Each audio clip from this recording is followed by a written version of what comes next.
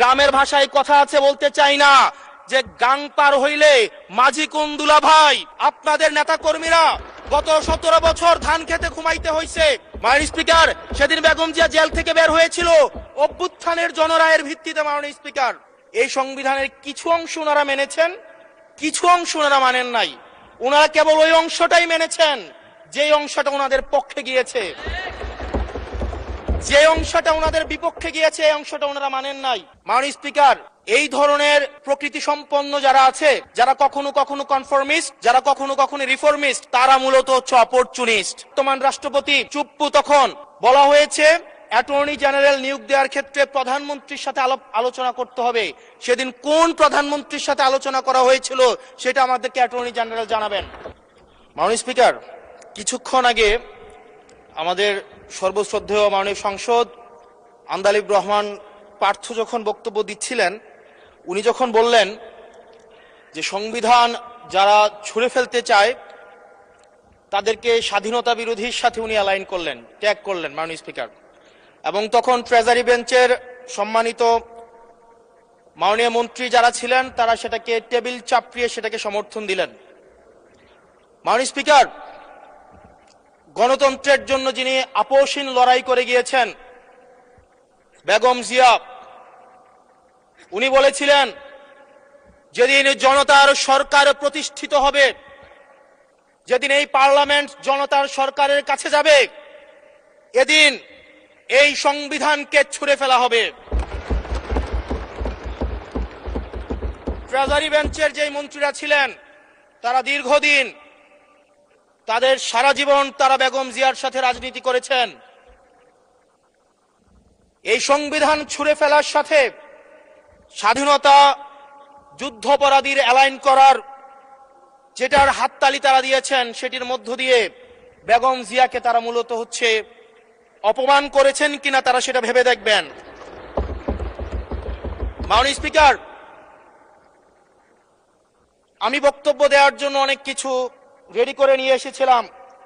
আমরা, আইনমন্ত্রী বলেছেন রুশু পড়ার জন্য, তারপরে হচ্ছে হবস পড়ার জন্য, মদিনা সনদ পড়ার জন্য পড়েছিলাম, কিন্তু আন্দালিব রহমান পার্থ সাহেব যে বক্তব্য দিয়েছেন, আমরা ক্লাস 8-9-এ যে ডিবেট করতাম সেটি রিভার্টাল দিলে 20 মিনিট সময় লাগবে। মাননীয় স্পিকার, আমি ওনার বক্তব্যের রিভার্টাল দিচ্ছি।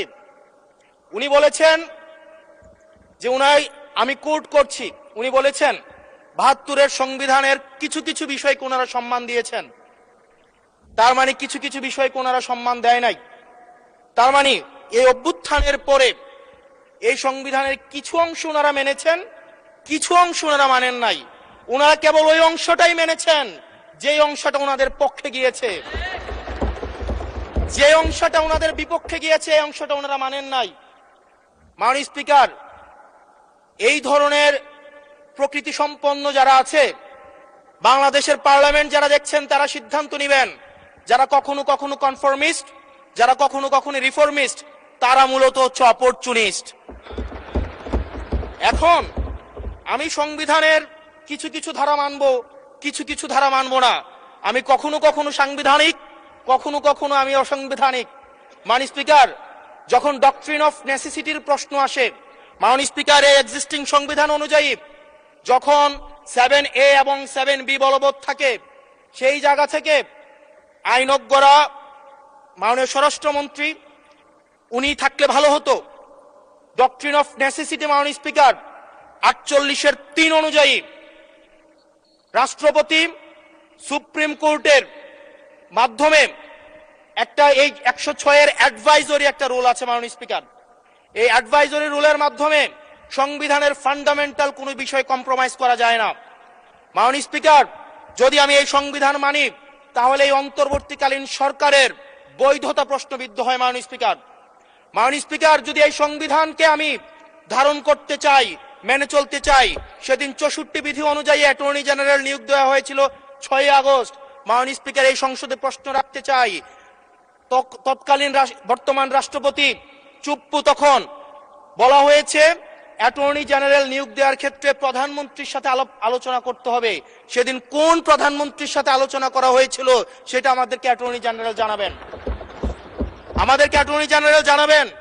যেই যেই হিয়ারিংটা হয়েছিল এই হিয়ারিং এ উনি উপস্থিত ছিলেন কিনা, তখনকার সময়ের যিনি প্রধান বিচারপতি ছিলেন ওবায়দুল হক, তিনি তখন কোথায় ছিলেন, সেই রায়ের কপিটা আমরা দেখতে চাই। মাননীয় স্পিকার, মাননীয় স্পিকার, আপনি যখন বেগম জিয়াকে 6ই আগস্ট সর্বপ্রথম ছাত্র জনতা যখন সিদ্ধান্ত নিয়েছিল আর এক মুহূর্ত বেগম জিয়াকে কারাগারে থাকতে দিবে না, বেগম জিয়াকে রাষ্ট্রপতির আদেশের মধ্য দিয়ে বেগম জিয়াকে সেদিনই হচ্ছে কারাগার থেকে যেই জুলুমের মধ্যে রাখা হয়েছিল সেটা থেকে ছাত্র জনতার রায়ের মধ্য দিয়ে সেখান থেকে বের করে আনা হয়েছিল। মাননীয় স্পিকার, যদি এই সংবিধানকে বাইবেল ধরে নেই, এই সংবিধানকে যদি গসপেল ধরে নেই, এই গসপেলের পুরোহিত অনুযায়ী যেভাবে ভ্যাটিকান সিটি চলে সেটা যদি আমরা ধরে নেই, তাহলে মাননীয় স্পিকার সেদিন বেগম জিয়া জেল থেকে বের হতে পারেন না। মাননীয় স্পিকার, মাননীয় স্পিকার, সেদিন বেগম জিয়া জেল থেকে বের হয়েছিল অভ্যুত্থানের জনরায়ের ভিত্তিতে। মাননীয় স্পিকার,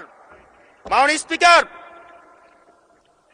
আপনারা বলছেন আপনারা ঠিক সেই জায়গায় আপনারা সংবিধানকে আপনারা মানছেন যেই জায়গায় সংবিধান থেকে আপনারা বেনিফিটেড হবেন। মাননীয় স্পিকার, গ্রামের ভাষায় কথা আছে, বলতে চাই না, যে গাং পার হইলে মাঝি কোন দুলা ভাই। ছাত্ররা, আপনাদের নেতা কর্মীরা গত 17 বছর ধান খেতে ঘুমাইতে হয়েছে, ত্যাগ তিতিক্ষার মধ্য দিয়ে যেতে হয়েছে। মহাসচিব কান্না করে বলেছে তাদের নেতা কর্মীরা ঢাকায় এসে রিক্সা চালিয়ে জীবন নির্বাহ করত। এক মিনিট বলেন। মাননীয় স্পিকার, আজকে দেখেন, আজকে লক্ষ লক্ষ নেতা কর্মী তাদের রক্ত দিয়েছে। ফ্যাসিবাদ বিরোধী প্রত্যেকটি রাজনৈতিক দল, কোন রাজনৈতিক দলকে বিশেষভাবে আমি আলাদা করতে চাই না, ফ্যাসিবাদ বিরোধী প্রত্যেকটি রাজনৈতিক দলের রক্ত শ্রম ঘামের মধ্য দিয়ে এই হাসিনার পতন হয়েছে। এই হাসিনার পতনের পরে যখন জনরায়, মাননীয় স্পিকার, যখন জনরায় কখনো কেতাবের কাছে মাথা নত করে না। এটা ভ্যাটিকান সিটি নয় যে গসপেল অনুযায়ী হচ্ছে দেশ পরিচালিত হবে। 68% জনগণ তারা সিদ্ধান্ত জানিয়ে দিয়েছে এই সংবিধানের যেই বেসিক স্ট্রাকচারাল জায়গায় কোন জায়গাগুলোতে রিফরমেশন আনতে হবে। মাননীয় স্পিকার, মাননীয় স্পিকার, আন্দালিব রহমান পার্থ সাহেব বলেছেন যে অর্ডারে নাকি হচ্ছে সংবিধান সংস্কার পরিষদের গঠনটা নাই। উনি যদি একটু পরিশ্রম করতেন, জাস্ট একটা পাতা উল্টাইতেন, একটা পাতা পরেই বলা হয়েছে সংবিধান সংস্কার পরিষদ গঠন যদি হেজযুক্ত।